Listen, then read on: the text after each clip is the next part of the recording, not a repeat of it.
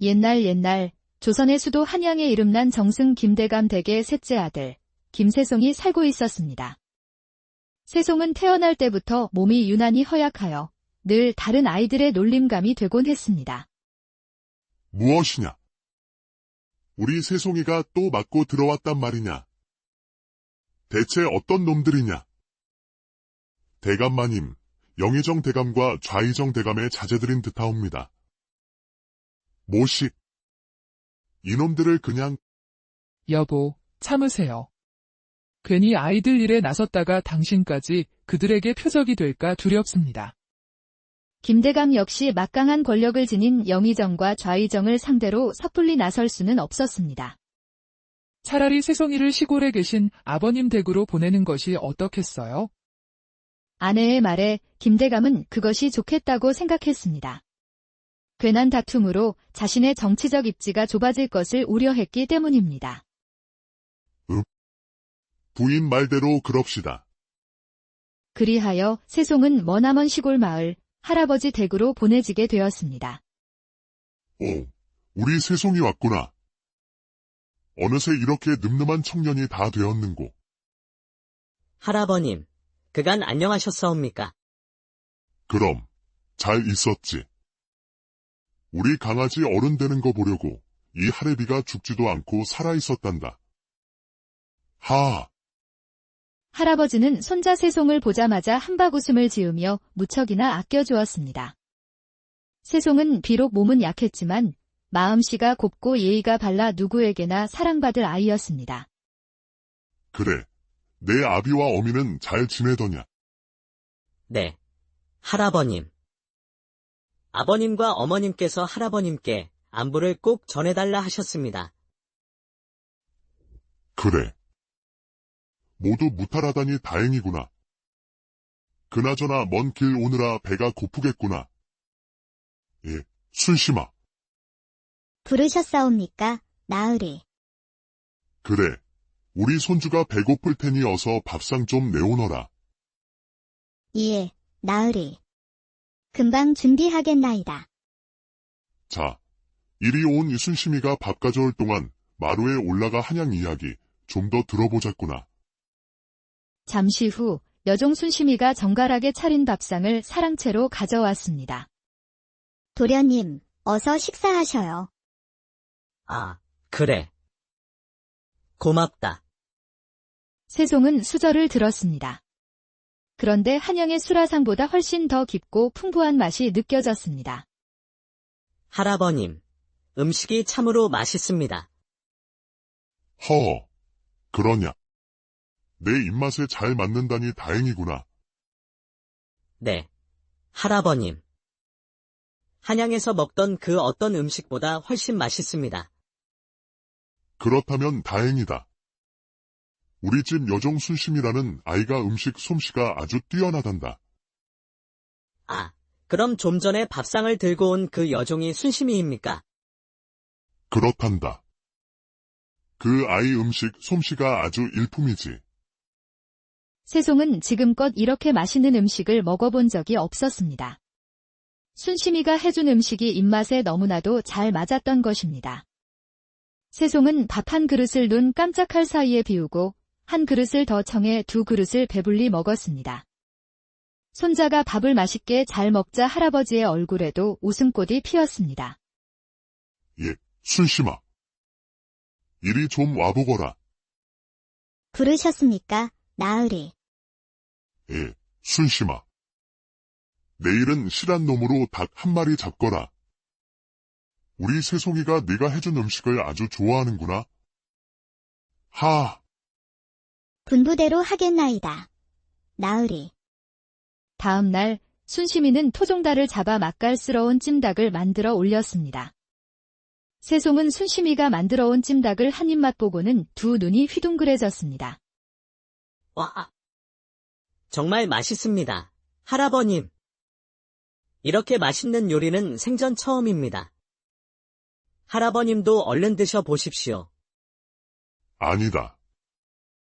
나는 순심이가 가끔 해줘서 맛보았으니 너나 남기지 말고 다 먹거라. 세송은 찜닭 한 점 남김없이 모두 싹싹 비웠습니다. 한편 순심이는 부엌 문틈 사이로 새송이가 찜닭을 맛있게 먹는 모습을 훔쳐보고 있었습니다. 한양에서 내려온 귀한 도련님이 자신이 만든 음식을 이토록 맛있다며 잘 먹어주니 왠지 모르게 가슴이 벅차고 기뻤습니다. 처음 본 도련님은 창백한 얼굴과 달리 그 모습이 마치 보석처럼 귀하고 고와 보였습니다. 순심은 태어나 처음으로 느껴보는 설렘의 가슴이 콩닥거렸습니다. 다음 날 시골에 처음 온 새송은 마을 구경에 나섰습니다. 옹기종기 모여있는 초가집들이 정감 있게 느껴졌습니다. 마을 구경을 마친 새송은 언덕 위로 올라갔습니다. 그곳에서는 마을이 한눈에 내려다 보였습니다. 혼잣말로 한 폭의 그림이 따로 없구나. 이곳은 인간미가 살아 숨쉬는 것 같아. 시골 마을은 삭막한 한양과 달리 자연과 어우러진 정겨운 풍경이었습니다. 무엇을 하고 계셔요, 도련님? 사색에 잠겨있던 새송은 바로 등 뒤에서 들려온 순심의 목소리에 깜짝 놀랐습니다. 순심이. 내가 여긴 어쩐 일이냐? 도대체 무슨 생각을 그리 골똘히 하시길래 제가 코앞에 와도 모르신대요? 별 생각은 무슨. 그냥 잠시 앉아 마을 구경 좀 하고 있었느니라. 뭐, 우리 마을에 구경할 게 뭐가 있다고요? 저를 따라와 보셔요. 더 좋은 곳을 보여드릴게요. 아니, 어딜 가려는 것이냐? 아, 글쎄 따라오라면 조용히 따라오시면 될 것이지, 뭘 그리 물으셔요? 새송은 순심의 당돌함이 조금은 무례하게 느껴졌지만 어느새 그녀의 뒤를 묵묵히 따르고 있었습니다. 어딜 가는지 조금이라도 말해주면 안 되겠느냐? 아이고, 사내가 어찌 그리도 조급하시오? 조금만 참고 따라와 보시라니까요. 한참을 따라가자 눈앞에 믿을 수 없는 장관이 펼쳐졌습니다. 끝없이 펼쳐진 들판에 보랏빛 야생화가 만발해 있었습니다. 아니, 이럴 수가. 이렇게 아름다운 곳이 있다니? 처음 보는 황홀한 광경에 새송은 입을 다물지 못했습니다. 이거 받으셔요, 도련님. 아름다운 풍경에 넋을 잃고 있던 새송이 돌아보자 순심이가 어느새 꽃다발을 만들어 건네주었습니다. 아니, 웬 꽃다발이냐? 도련님이 저희 마을로 내려오신 기념으로 드리는 선물입니다요. 그러냐? 그래, 참으로 고맙구나. 그 꽃 가져가셔서 호리병에 물을 채워 넣어두시면 보기에도 좋을 것이구만요. 아, 그러냐? 알겠다. 네, 그리하마. 그리고 그 꽃 볼 때마다 누가 줬는지 잊으시면 아니 되옵니다. 하하. 그럼. 네가 준 것을 내 어찌 잊을 수 있겠느냐? 두 사람은 꽃들이 만발한 들판을 뛰어다니며 어린아이처럼 즐겁게 놀았습니다. 그런데 갑자기 하늘이 어두워지더니 먹구름이 몰려왔습니다. 이내 굵은 빗방울이 떨어지기 시작하더니 순식간에 장대 같은 소나기가 쏟아졌습니다. 도련님, 어서 저를 따라오셔요. 순심이는 다급하게 새송의 손을 잡고 달리기 시작했습니다. 그 순간 새송은 무척이나 당혹스러웠습니다. 지금껏 여인의 손을 단 한 번도 잡아본 적이 없었기 때문입니다. 헌데 순심이가 자신의 손을 덥석 잡고 앞장서서 달리는 게 아니겠습니까? 새송의 가슴이 미친 듯이 두근거렸습니다. 한참을 따라가 보니 어느새 작은 동굴이 하나 나타났습니다. 도련님, 어서 옷을 벗어 주셔요. 뭐라고? 옷을 벗으라니? 아, 젖은 옷을 그냥 입고 있으면 곡불에 걸리기 십상입니다. 어서 벗어서 물기를 짜야지요. 아니, 그래도 그렇지. 어떻게 여인 앞에서 옷을 벗는단 말이냐? 어머, 도련님은 제가 여인으로 보이시는감요? 아, 아니. 그런 뜻이 아니라. 도련님께서 곡불에 걸리면 나으리께 제가 혼날 것이 뻔합니다. 그러니 제 생각을 조금이라도 하신다면 얼른 벗어주셔요. 순심이가 할아버지에게 혼날 수 있다는 말에 새송은 어쩔 수가 없었습니다. 그럼 뒤로 돌아서 있거라. 세송은 난생 처음으로 여인 앞에서 옷을 벗었습니다. 그는 부끄러움에 고개조차 들 수가 없었습니다. 세송에게서 옷을 받아든 순심은 있는 힘껏 물기를 짜냈습니다. 그동안 세송은 동굴 구석에 벌거벗은 채 쪼그리고 앉아 있었습니다. 도련님, 이제 입어보셔요. 세송은 순심이 내민 옷을 받아 허둥지둥 입었습니다. 그의 얼굴은 홍당무처럼 붉게 물들어 있었습니다. 어머, 도련님 얼굴이 어째 홍당무가 되셨소. 홍당무라니. 비를 맞아 추워서 그런 것이다. 그런데 너는 옷에 물기를 짜지 않아도 괜찮겠느냐? 저야 뭐, 워낙 튼튼한 체질이니 끄떡없습니다. 아니, 그래도 이건 불공평하지 않느냐? 너는 옷에 물기를 짠다는 이유로 나의 알몸을 다 보지 않았느냐? 그러니 이젠 내 차례다. 그래야 공평한 게 아니냐? 호호. 혹시 도련님께서 은큼한 생각을 하시는 건 아니시고요? 그렇게도 제 알몸이 보고 싶으세요? 누가 보고 싶다 했느냐? 불공평하다 했지. 뭐, 그게 그것 아니겠습니까? 도련님께서 그토록 원하시니 제가 소원을 들어드리지요. 순심은 말을 마치자마자 세송이 보는 앞에서 거침없이 저고리 고름을 풀었습니다. 이윽고 치마까지 벗어 물기를 짜기 시작했습니다. 그런데 순심은 거기서 멈추지 않고 속꽃마저 훌렁 벗어버렸습니다. 눈처럼 하얀 순심의 속살이 세송의 눈에 훅 하고 들어왔습니다. 세송은 너무 놀라 얼른 고개를 돌렸습니다. 설마 속꽃까지 벗으리라고는 상상도 못했던 것입니다. 순심의 속살을 봐버린 세송의 몸이 갑자기 용광로처럼 뜨거워졌습니다. 그는 숨쉬기조차 힘들 정도로 가슴이 세차게 뛰었습니다. 바로 그때 등 뒤에서 따뜻하고 부드러운 감촉이 그의 온몸을 감쌌습니다. 아무것도 걸치지 않은 순심이가 등 뒤에서 세송을 꼭 안고 있었던 것입니다. 피 끓는 청춘 남녀는 그 순간 이성의 끈을 놓고 말았습니다. 그리고 거친 숨소리와 함께 본능에 몸을 맡겼습니다. 시간이 얼마나 흘렀을까? 바닥에 깔았던 순심의 하얀 치마 위에는 붉은 장미 한 송이가 피어 있었습니다. 그것을 본 세송은 그녀가 자신의 순정을 자신에게 바쳤다는 것을 알게 되었습니다. 순심아, 너는 괜찮겠느냐? 너의 순정을 내게. 몰라요. 도련님. 제가 시집 못 가면 도련님이 책임지셔요. 하지만 우린 사는 세상이 다르지 않느냐? 이를 어찌한단 말이냐? 두 사람은 앞날에 대한 걱정이 앞섰지만 지금 이 순간의 감정에 더욱 충실하기로 했습니다. 어느새 동굴 밖은 비가 멈추고 고요함이 찾아와 있었습니다. 순심아, 오늘 일은 내 평생 잊지 못할 것 같다. 저도 그래요, 도련님. 제 생애 가장 아름다운 기억으로 남을 것이에요. 양반과 도련님과 천한 여종 사이에는 넘을 수 없는 벽이 있었지만 서로를 향한 마음만은 진실했습니다. 도련님, 이곳에는 언제까지 계실 예정이셔요? 그것은 나도 잘 모르겠구나. 아버님께서 그저 내려가 있으라 하셔서 왔을 뿐, 언제까지 있게 될지는 나도 모른다. 그럼 도련님 계시는 동안 제가 이곳저곳 더 구경시켜 드릴게요. 우리 마을 근처에는 볼만한 곳이 아주 많이 있답니다. 그래. 내가 그렇게까지 신경 써준다니 참으로 고맙구나. 두 사람은 동굴을 나와 각자의 집으로 돌아갔습니다. 그날 밤 세송은 잠자리에 누웠지만 낮에 순심과 있었던 일이 자꾸만 떠올라 뜬 눈으로 밤을 꼬박 새웠습니다. 그날 이후 순심과 세송은 매일같이 붙어 다니며 사랑을 키워나갔습니다. 순심이가 해주는 맛있는 음식을 먹고 그녀와 함께 산과 들을 누비며 다닌 덕분에 세송의 건강은 몰라보게 좋아졌습니다. 허.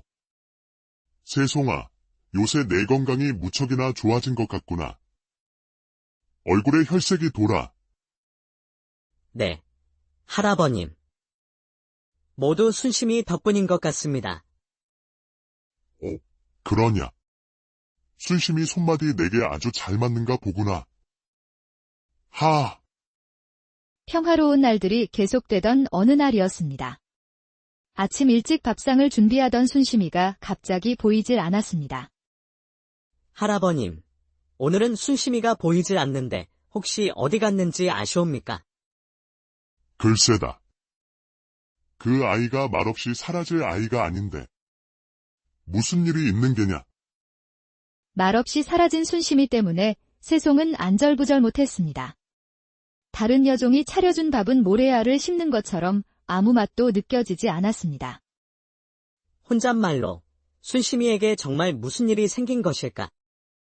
왜 갑자기 말도 없이 사라졌을까?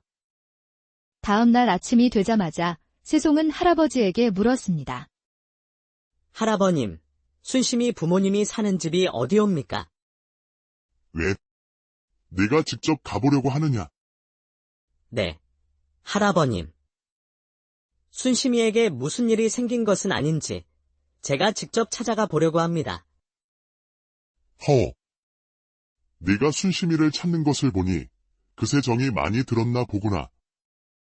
순심이네 집은 아랫마을 동구박 외딴 집이니라. 무슨 일이 있는지 제가 한번 다녀와 보겠습니다. 세송은 곧장 아랫마을로 향했습니다. 그러나 할아버지가 알려준 순심의 집은 살림살이가 모두 부서진 채 텅 비어 있었습니다. 혼잣말로 대체 무슨 일이 있었던 거지? 세송은 가까운 옆집으로 가 사정을 물어보았습니다. 실례합니다. 안에 누구 계시오? 누구신데 그러시오? 나는 순심이가 일하는 댁의 외손자, 김세송이라 합니다. 혹시 순심이 집에 무슨 일이 있었는지 아십니까? 아, 한양에서 내려오셨다는 그 도련님이시구먼요. 아이고, 순심이가 불쌍해서 어쩐대요? 예. 무슨 일이 있었던 겁니까? 아, 글쎄, 순심이 아비가 술 먹고 노름하다가 그만 노름비대 순심이를 팔아넘겼다지 뭡니까? 그 바람에 간밤에 노름꾼들이 들이닥쳐서 순심이를 강제로 끌고 갔구먼요. 그 말을 들은 세송은 하늘이 무너지는 듯한 충격을 받았습니다. 그럼 그자들은 순심이를 어디로 데려갔답니까? 모르긴 해도 현에 나가면 장터 뒤편에 은밀한 도박장이 하나 있는데 아마도 그리로 데려가지 않았을까 싶습니다요. 말씀해 주셔서 감사합니다. 아이고, 도련님. 조심하셔요. 그자들은 험악하기로 소문난 자들이라 양반이라고 봐주지 않을 것이구먼요. 세송은 곧바로 장터로 달려갔습니다. 사람들에게 물어물어 마침내 도박장을 찾았지만 입구는 건장한 사내들이 지키고 있었습니다. 세송은 도박장 뒤로 돌아가 창문 틈으로 안을 들여다보았습니다. 대낮부터 수많은 사람들이 도박에 열중하고 있었습니다. 혼잣말로 이대로 들어갔다간 문전박대당할 것이야. 방법을 찾아야 해. 세송은 재빨리 머리를 굴렸습니다. 그는 붓과 벼루를 사서 그럴듯한 문서를 만들고 구걸하던 거지에게 다가갔습니다. 이보시오. 내 심부름 하나를 해주면 10냥을 드리리다. 아니, 무슨 일이기에 10양씩이나 준다는 것이오. 별거 아니오. 내 옆에 있다가 내가 신호를 하면 술만 주문해주면 될 것이오. 뭐, 그런 거라면 식은 죽 먹히지요. 세송은 거지를 데려가 깨끗이 씻기고 새 옷도 사 입혔습니다. 이제부터 당신은 내 몸종 역할만 하면 돼요. 아이고, 염려 마십시오. 제가 이래 봬도 눈치는 좀 있습죠. 세송은 거지를 데리고 위풍당당하게 도박장으로 향했습니다. 웬 놈들이냐? 여긴 아무나 들어오는 곳이 아니다. 나는 한양에서 온 김선비라 하네.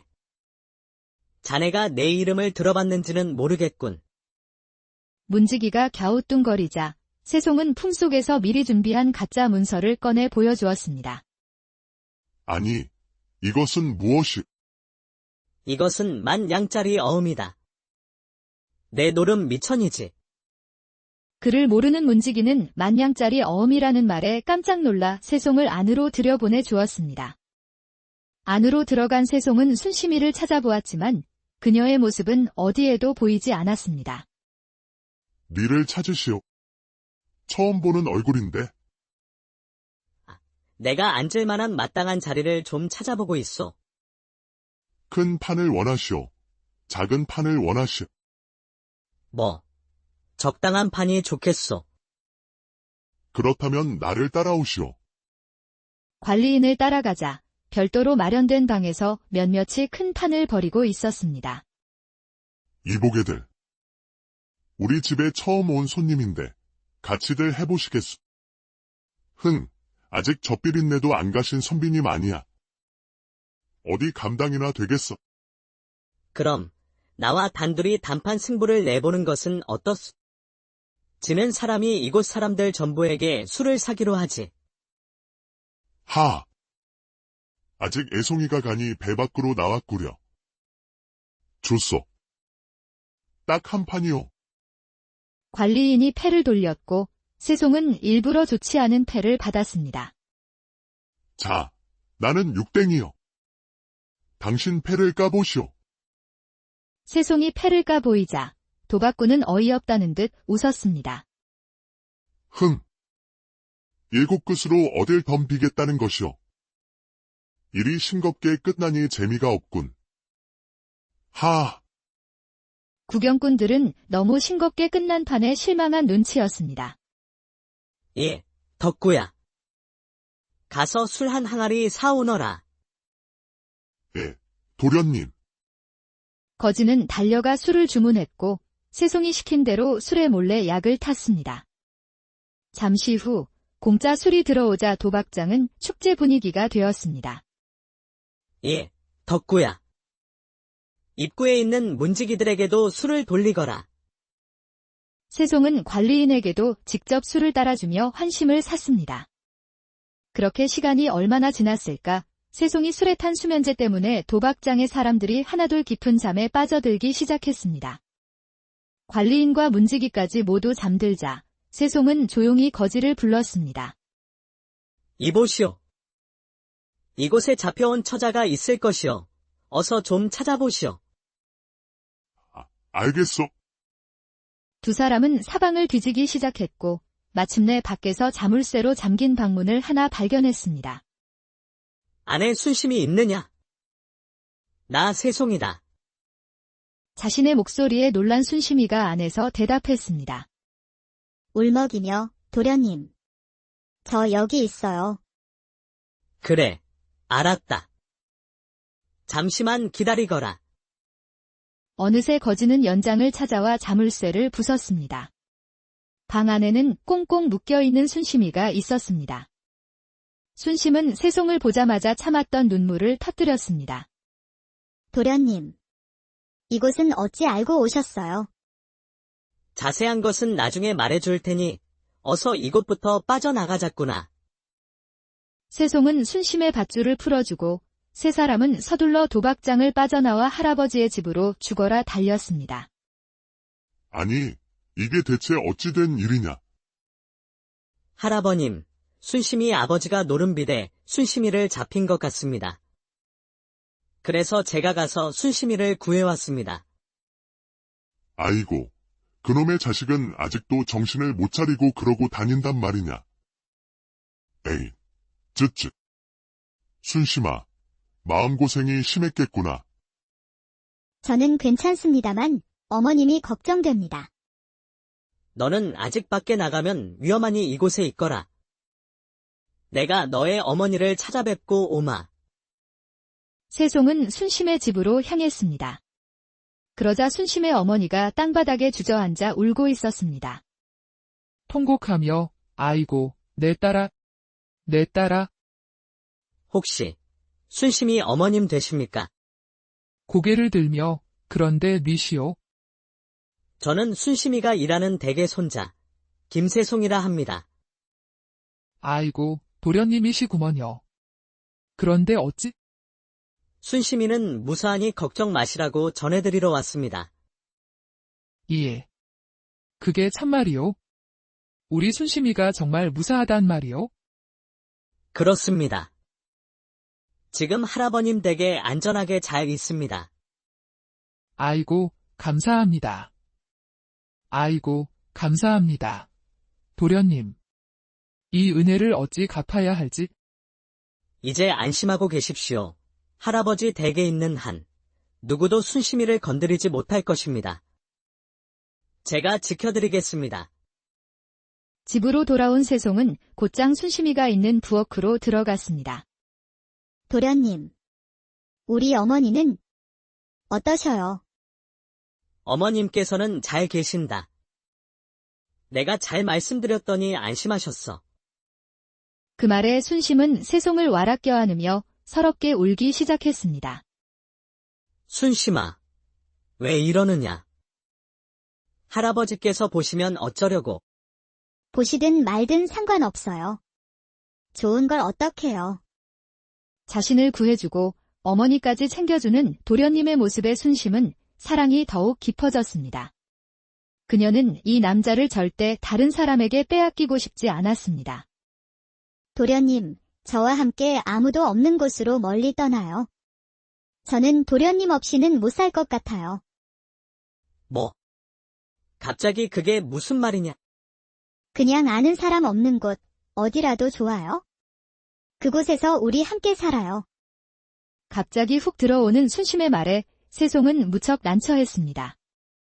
왜 대답이 없으셔요? 제가 싫으신 거예요. 아니.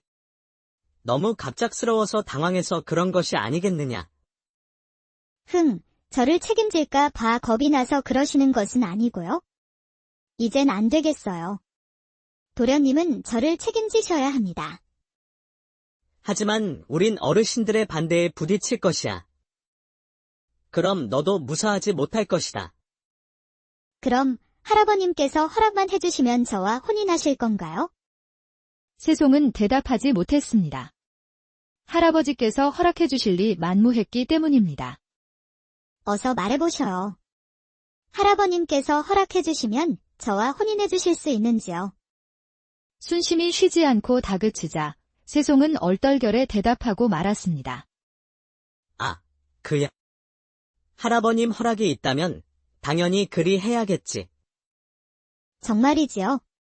새끼손가락 걸고 저와 약속해요. 세송은 어차피 안 될 일이라 생각했기에 순심과 새끼손가락을 걸고 약속해 주었습니다. 며칠 후 할아버지가 낮잠을 자는데 꿈속에서 조상님이 나타났습니다.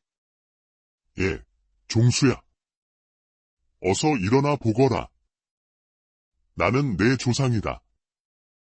아이고, 조상님. 어찌 저를 다 찾아오셨습니까?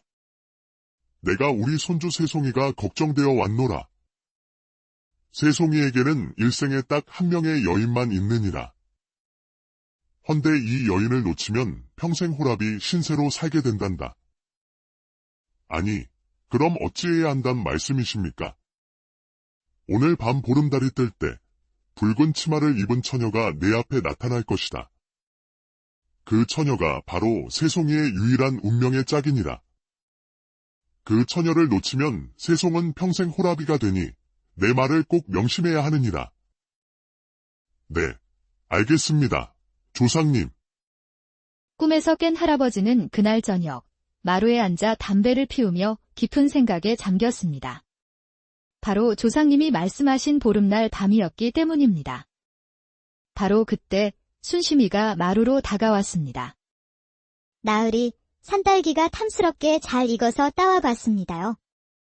할아버지는 순심의 모습을 보고 깜짝 놀랐습니다. 아니, 순심아. 내 치마가 어찌 그리 붉은 것이냐? 제가 산딸기를 따서 치마에 담았더니 그만 붉게 물들었나 봅니다. 조상님이 말했던 붉은 치마를 입고 나타날 처녀가 바로 순심이었던 것입니다. 사실 이것은 순심이 꾸며낸 계략이었습니다.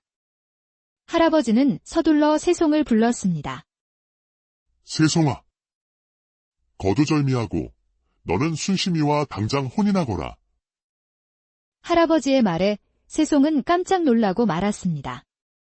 양반가에서 여종과의 혼인은 상상도 할 수 없는 일이었기 때문입니다. 할아버님.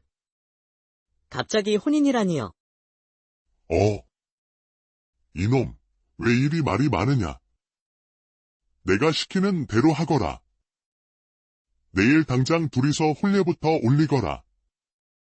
할아버지가 직접 앞장서 서두르는 바람에 옛날 조선의 수도 한양에 이름난 정승 김대감 댁의 셋째 아들 김세송이 살고 있었습니다. 세송은 태어날 때부터 몸이 유난히 허약하여 늘 다른 아이들의 놀림감이 되곤 했습니다. 무엇이냐? 우리 세송이가 또 맞고 들어왔단 말이냐? 대체 어떤 놈들이냐? 대감마님, 영의정 대감과 좌의정 대감의 자제들인 듯하옵니다. 모식, 이놈들을 그냥 여보, 참으세요. 괜히 아이들 일에 나섰다가 당신까지 그들에게 표적이 될까 두렵습니다. 김대감 역시 막강한 권력을 지닌 영의정과 좌의정을 상대로 섣불리 나설 수는 없었습니다. 차라리 세송이를 시골에 계신 아버님 댁으로 보내는 것이 어떻겠어요?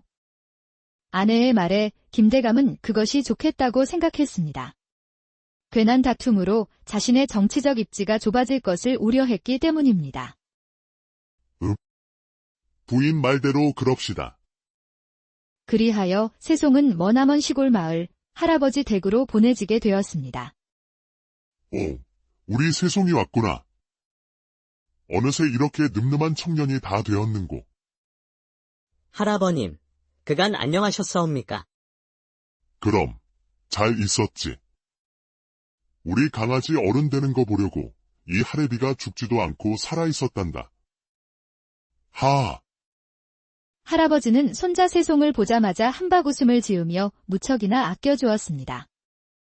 세송은 비록 몸은 약했지만 마음씨가 곱고 예의가 발라 누구에게나 사랑받을 아이였습니다. 그래, 내 아비와 어미는 잘 지내더냐? 네, 할아버님. 아버님과 어머님께서 할아버님께 안부를 꼭 전해달라 하셨습니다. 그래. 모두 무탈하다니 다행이구나. 그나저나 먼 길 오느라 배가 고프겠구나. 예, 순심아. 부르셨사옵니까, 나으리? 그래, 우리 손주가 배고플 테니 어서 밥상 좀 내오너라. 예, 나으리. 금방 준비하겠나이다. 자, 이리 온 이순심이가 밥 가져올 동안 마루에 올라가 한양 이야기 좀 더 들어보자꾸나.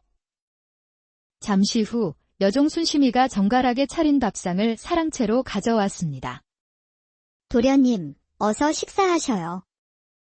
아, 그래. 고맙다.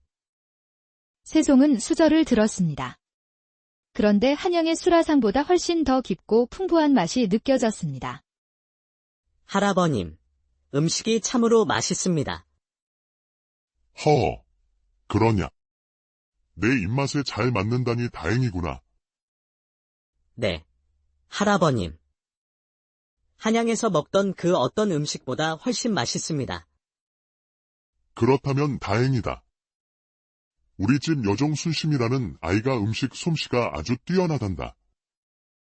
아, 그럼 좀 전에 밥상을 들고 온 그 여종이 순심이입니까?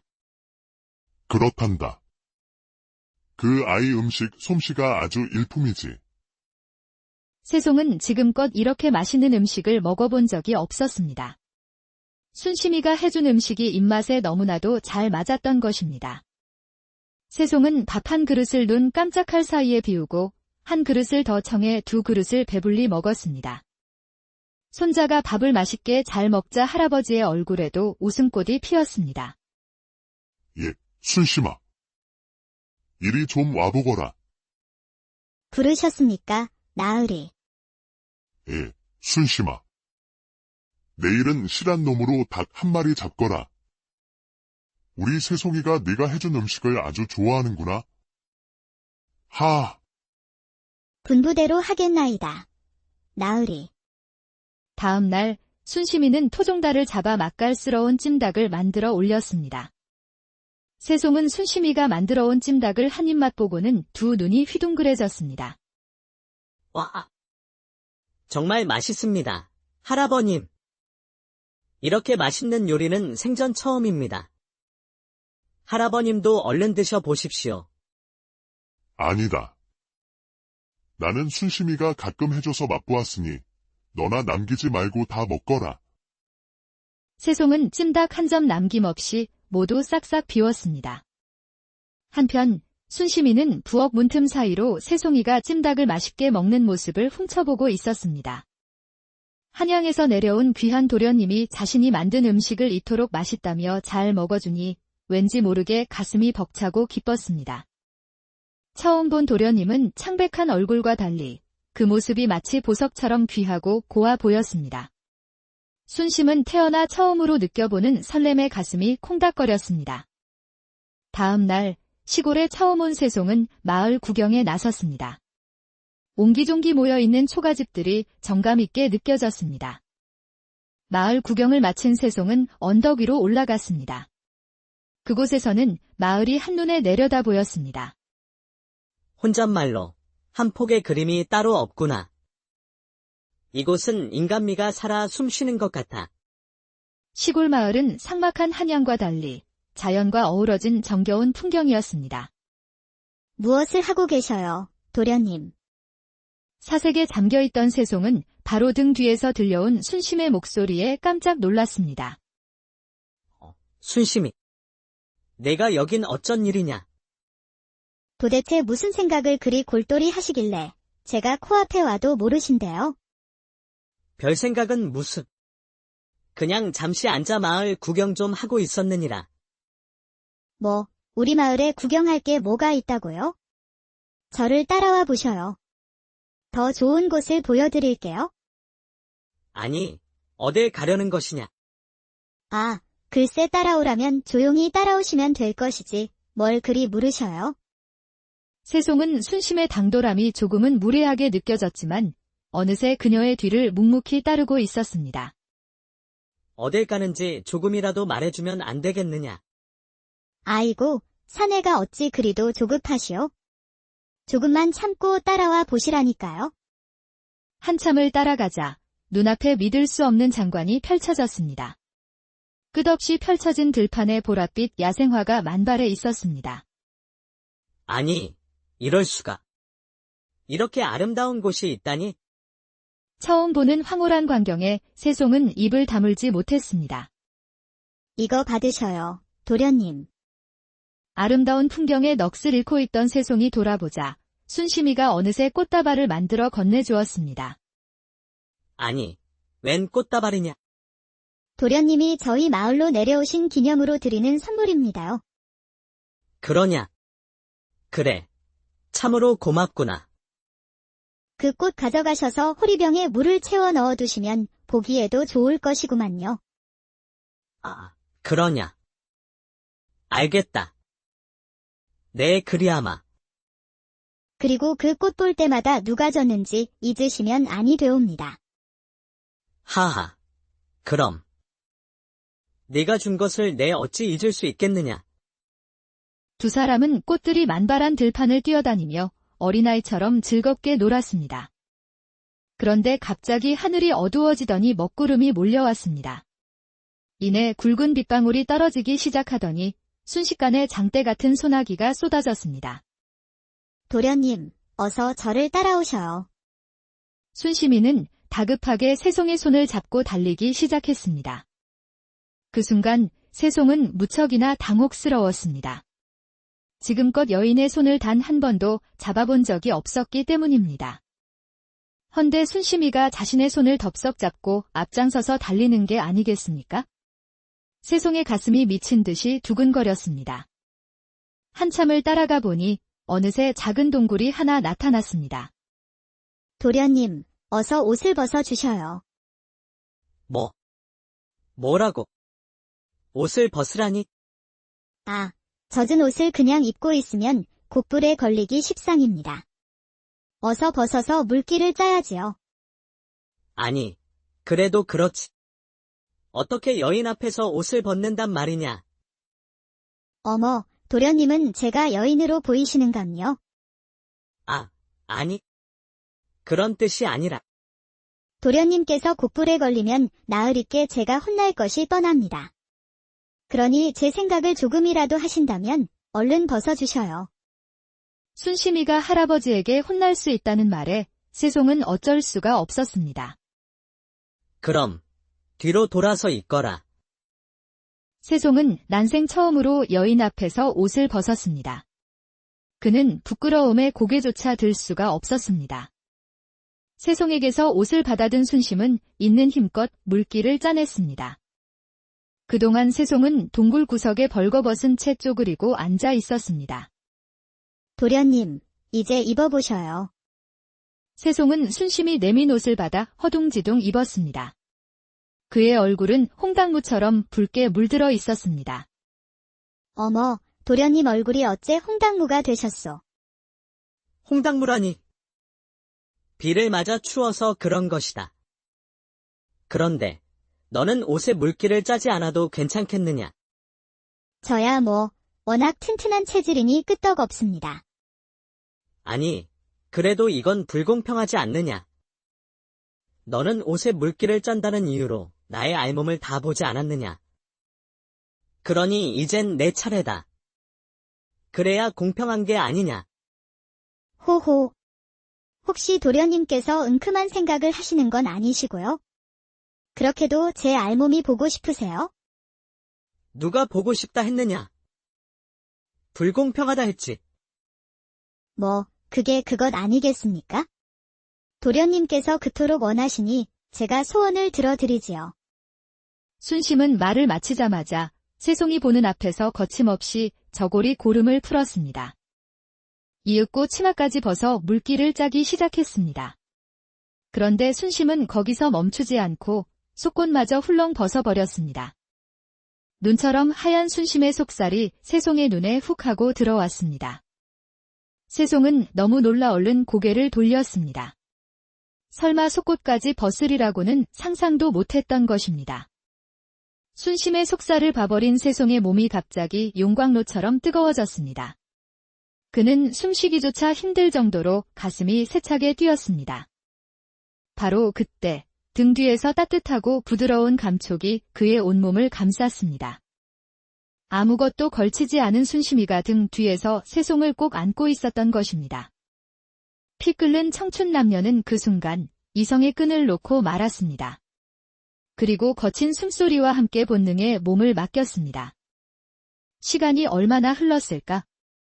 바닥에 깔았던 순심의 하얀 치마 위에는 붉은 장미 한 송이가 피어 있었습니다. 그것을 본 세송은 그녀가 자신의 순정을 자신에게 바쳤다는 것을 알게 되었습니다. 순심아, 너는 괜찮겠느냐? 너의 순정을 내게. 몰라요. 도련님. 제가 시집 못 가면 도련님이 책임지셔요. 하지만 우린 사는 세상이 다르지 않느냐? 이를 어찌한단 말이냐? 두 사람은 앞날에 대한 걱정이 앞섰지만 지금 이 순간의 감정에 더욱 충실하기로 했습니다. 어느새 동굴 밖은 비가 멈추고 고요함이 찾아와 있었습니다. 순심아, 오늘 일은 내 평생 잊지 못할 것 같다. 저도 그래요, 도련님. 제 생애 가장 아름다운 기억으로 남을 것이에요. 양반과 도련님과 천한 여종 사이에는 넘을 수 없는 벽이 있었지만 서로를 향한 마음만은 진실했습니다. 도련님, 이곳에는 언제까지 계실 예정이셔요? 그것은 나도 잘 모르겠구나. 아버님께서 그저 내려가 있으라 하셔서 왔을 뿐 언제까지 있게 될지는 나도 모른다. 그럼 도련님 계시는 동안 제가 이곳저곳 더 구경시켜 드릴게요. 우리 마을 근처에는 볼만한 곳이 아주 많이 있답니다. 그래. 내가 그렇게까지 신경 써준다니 참으로 고맙구나. 두 사람은 동굴을 나와 각자의 집으로 돌아갔습니다. 그날 밤 세송은 잠자리에 누웠지만 낮에 순심과 있었던 일이 자꾸만 떠올라 뜬 눈으로 밤을 꼬박 새웠습니다. 그날 이후 순심과 세송은 매일같이 붙어 다니며 사랑을 키워나갔습니다. 순심이가 해주는 맛있는 음식을 먹고 그녀와 함께 산과 들을 누비며 다닌 덕분에 세송의 건강은 몰라보게 좋아졌습니다. 세송아, 요새 내 건강이 무척이나 좋아진 것 같구나. 얼굴에 혈색이 돌아. 네. 할아버님. 모두 순심이 덕분인 것 같습니다. 그러냐. 순심이 손맛이 내게 아주 잘 맞는가 보구나. 평화로운 날들이 계속되던 어느 날이었습니다. 아침 일찍 밥상을 준비하던 순심이가 갑자기 보이질 않았습니다. 할아버님, 오늘은 순심이가 보이질 않는데 혹시 어디 갔는지 아시옵니까? 글쎄다. 그 아이가 말없이 사라질 아이가 아닌데. 무슨 일이 있는 게냐? 말없이 사라진 순심이 때문에 세송은 안절부절 못했습니다. 다른 여종이 차려준 밥은 모래알을 씹는 것처럼 아무 맛도 느껴지지 않았습니다. 혼잣말로 순심이에게 정말 무슨 일이 생긴 것일까? 왜 갑자기 말도 없이 사라졌을까? 다음 날 아침이 되자마자 세송은 할아버지에게 물었습니다. 할아버님, 순심이 부모님이 사는 집이 어디옵니까? 왜? 네가 직접 가보려고 하느냐? 네. 할아버님. 순심이에게 무슨 일이 생긴 것은 아닌지 제가 직접 찾아가 보려고 합니다. 네가 순심이를 찾는 것을 보니 그새 정이 많이 들었나 보구나. 순심이네 집은 아랫마을 동구박 외딴 집이니라. 무슨 일이 있는지 제가 한번 다녀와 보겠습니다. 세송은 곧장 아랫마을로 향했습니다. 그러나 할아버지가 알려준 순심의 집은 살림살이가 모두 부서진 채 텅 비어 있었습니다. 혼잣말로 대체 무슨 일이 있었던 거지? 세송은 가까운 옆집으로 가 사정을 물어보았습니다. 실례합니다. 안에 누구 계시오? 누구신데 그러시오? 나는 순심이가 일하는 댁의 외손자, 김세송이라 합니다. 혹시 순심이 집에 무슨 일이 있었는지 아십니까? 아, 한양에서 내려오셨다는 그 도련님이시구먼요. 아이고, 순심이가 불쌍해서 어쩐대요? 예. 무슨 일이 있었던 겁니까? 아, 글쎄, 순심이 아비가 술 먹고 노름하다가 그만 노름비대 순심이를 팔아넘겼다지 뭡니까?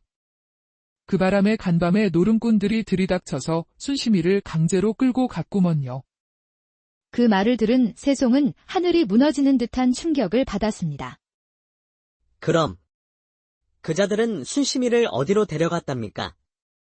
모르긴 해도 현에 나가면 장터 뒤편에 은밀한 도박장이 하나 있는데 아마도 그리로 데려가지 않았을까 싶습니다요. 말씀해 주셔서 감사합니다. 아이고, 도련님.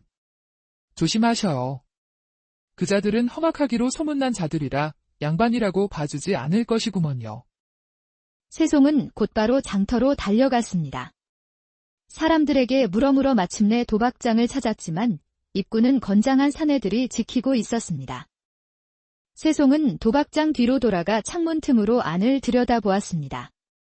대낮부터 수많은 사람들이 도박에 열중하고 있었습니다. 혼잣말로 이대로 들어갔다간 문전박대당할 것이야. 방법을 찾아야 해. 세송은 재빨리 머리를 굴렸습니다. 그는 붓과 벼루를 사서 그럴듯한 문서를 만들고 구걸하던 거지에게 다가갔습니다. 이보시오. 내 심부름 하나를 해주면 10냥을 드리리다. 아니, 무슨 일이기에 10양씩이나 준다는 것이오. 별거 아니오. 내 옆에 있다가 내가 신호를 하면 술만 주문해주면 될 것이오. 그런 거라면 식은 죽 먹기지요. 세송은 거지를 데려가 깨끗이 씻기고 새 옷도 사 입혔습니다. 이제부터 당신은 내 몸종 역할만 하면 돼요. 아이고, 염려 마십시오. 제가 이래 봬도 눈치는 좀 있습죠. 세송은 거지를 데리고 위풍당당하게 도박장으로 향했습니다. 웬 놈들이냐? 여긴 아무나 들어오는 곳이 아니다. 나는 한양에서 온 김선비라 하네. 자네가 내 이름을 들어봤는지는 모르겠군. 문지기가 갸우뚱거리자 세송은 품속에서 미리 준비한 가짜 문서를 꺼내 보여주었습니다. 아니, 이것은 무엇이? 이것은 10,000양짜리 어음이다. 내 노름 미천이지. 그를 모르는 문지기는 10,000양짜리 어음이라는 말에 깜짝 놀라 세송을 안으로 들여보내 주었습니다. 안으로 들어간 세송은 순심이를 찾아보았지만 그녀의 모습은 어디에도 보이지 않았습니다. 니를 찾으시오. 처음 보는 얼굴인데. 내가 앉을 만한 마땅한 자리를 좀 찾아보고 있어. 큰 판을 원하시오. 작은 판을 원하시오. 뭐, 적당한 판이 좋겠소. 그렇다면 나를 따라오시오. 관리인을 따라가자 별도로 마련된 방에서 몇몇이 큰 판을 벌이고 있었습니다. 이보게들. 우리 집에 처음 온 손님인데 같이들 해보시겠소. 흥, 아직 젖비린내도 안 가신 선비님 아니야. 어디 감당이나 되겠어. 그럼 나와 단둘이 단판 승부를 내보는 것은 어떻소? 지는 사람이 이곳 사람들 전부에게 술을 사기로 하지. 하! 아직 애송이가 가니 배 밖으로 나왔구려. 좋소. 딱 한 판이요. 관리인이 패를 돌렸고 세송은 일부러 좋지 않은 패를 받았습니다. 자, 나는 육땡이요. 당신 패를 까보시오.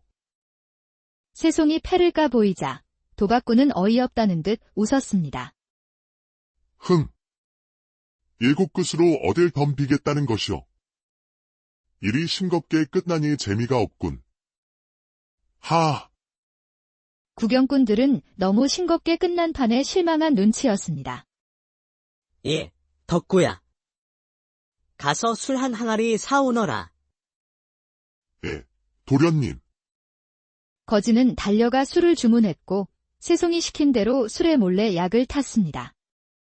잠시 후 공짜 술이 들어오자 도박장은 축제 분위기가 되었습니다.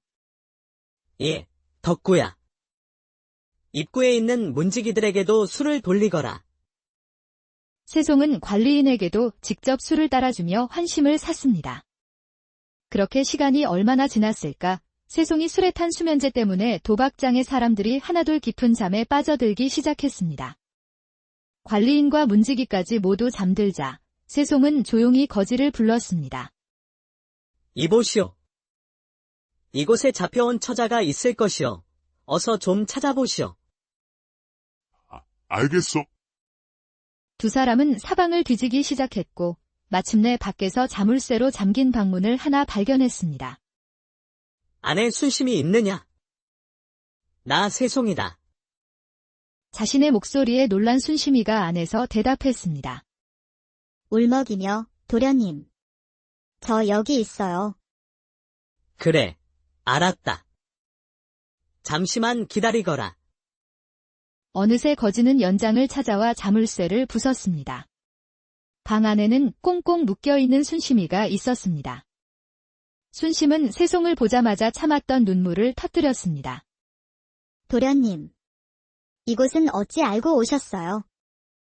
자세한 것은 나중에 말해줄 테니 어서 이곳부터 빠져나가자꾸나.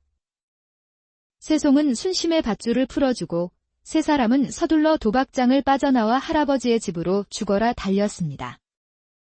아니, 이게 대체 어찌된 일이냐? 할아버님, 순심이 아버지가 노름비대 순심이를 잡힌 것 같습니다. 그래서 제가 가서 순심이를 구해왔습니다. 아이고, 그놈의 자식은 아직도 정신을 못 차리고 그러고 다닌단 말이냐. 에이, 쯧쯧. 순심아, 마음고생이 심했겠구나. 저는 괜찮습니다만 어머님이 걱정됩니다. 너는 아직 밖에 나가면 위험하니 이곳에 있거라. 내가 너의 어머니를 찾아뵙고 오마.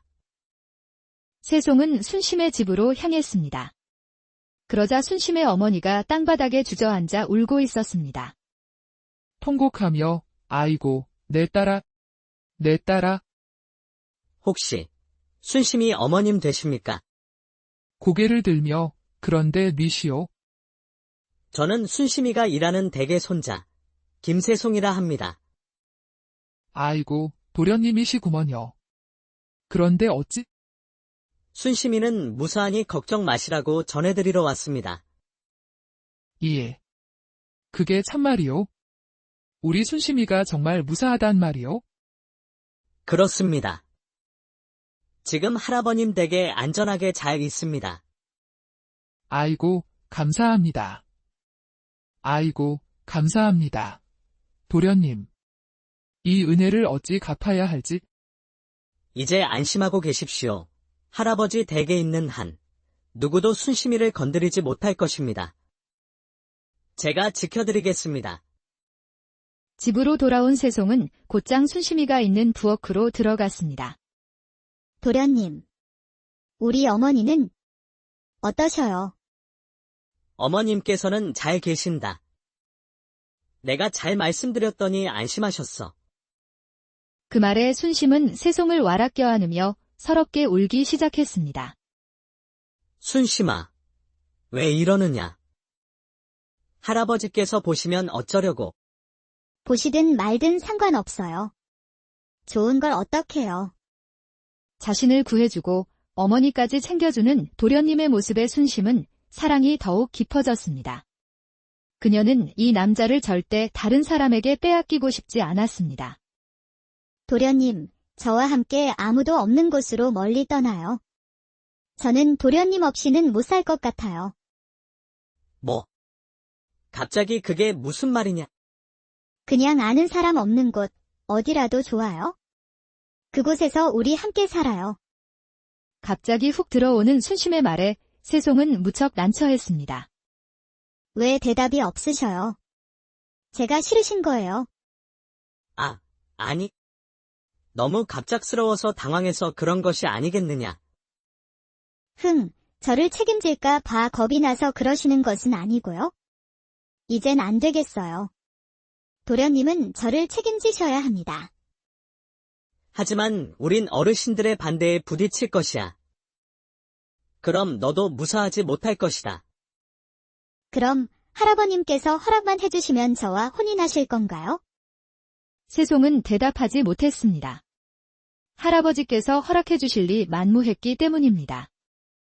어서 말해보셔요.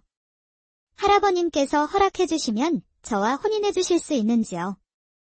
순심이 쉬지 않고 다그치자 세송은 얼떨결에 대답하고 말았습니다. 그야. 할아버님 허락이 있다면 당연히 그리 해야겠지. 정말이지요? 새끼손가락 걸고 저와 약속해요. 세송은 어차피 안 될 일이라 생각했기에 순심과 새끼손가락을 걸고 약속해 주었습니다. 며칠 후 할아버지가 낮잠을 자는데 꿈속에서 조상님이 나타났습니다. 예, 종수야. 어서 일어나 보거라. 나는 내 조상이다. 아이고, 조상님. 어찌 저를 다 찾아오셨습니까? 내가 우리 손주 세송이가 걱정되어 왔노라. 세송이에게는 일생에 딱 한 명의 여인만 있느니라. 헌데 이 여인을 놓치면 평생 호랍이 신세로 살게 된단다. 아니, 그럼 어찌해야 한단 말씀이십니까? 오늘 밤 보름달이 뜰 때 붉은 치마를 입은 처녀가 내 앞에 나타날 것이다. 그 처녀가 바로 세송이의 유일한 운명의 짝이니라. 그 처녀를 놓치면 세송은 평생 호라비가 되니 내 말을 꼭 명심해야 하느니라. 네, 알겠습니다. 조상님. 꿈에서 깬 할아버지는 그날 저녁 마루에 앉아 담배를 피우며 깊은 생각에 잠겼습니다. 바로 조상님이 말씀하신 보름날 밤이었기 때문입니다. 바로 그때 순심이가 마루로 다가왔습니다. 나으리, 산딸기가 탐스럽게 잘 익어서 따와봤습니다요. 할아버지는 순심의 모습을 보고 깜짝 놀랐습니다. 아니, 순심아. 내 치마가 어찌 그리 붉은 것이냐? 제가 산딸기를 따서 치마에 담았더니 그만 붉게 물들었나 봅니다. 조상님이 말했던 붉은 치마를 입고 나타날 처녀가 바로 순심이었던 것입니다. 사실 이것은 순심이 꾸며낸 계략이었습니다. 할아버지는 서둘러 세송을 불렀습니다. 세송아. 거두절미하고 너는 순심이와 당장 혼인하거라.